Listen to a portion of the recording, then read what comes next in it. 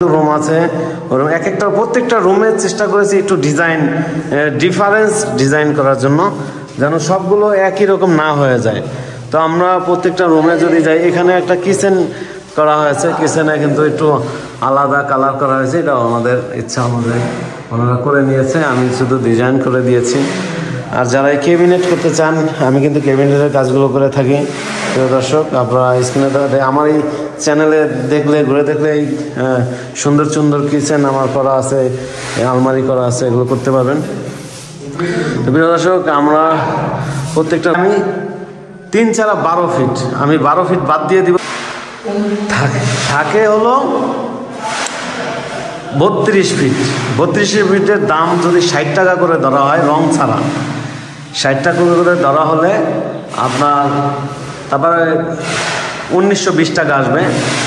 আর corner সাইডটা হচ্ছে 500 টাকা করে, 2000 টাকা, কত হলো 3920 টাকা। তারপরে ফ্যানের মাঝখানে যদি এই জিনিসটা 27 ইঞ্চি লাগান, 27 ইঞ্চি লাগালে আসবে কত 1500 টাকা, এই 5420 টাকা। আর কেউ যদি এই যে লাগানো আছে 34 ইঞ্চি দেখতে পাচ্ছেন, যদি একটু ঝুম করে দেখাই আমাদের কাজের ফিনিশিংটা দেখেন দর্শক, আশা করি ভালো লাগবে। চায়না ডাইজের করা।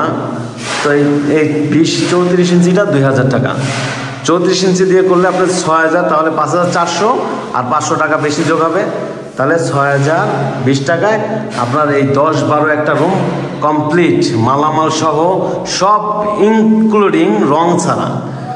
আর যদি রঙের কাজ করান তাহলে বাড়তি 2020 টাকা, 2050 টাকা বেশি আসবে।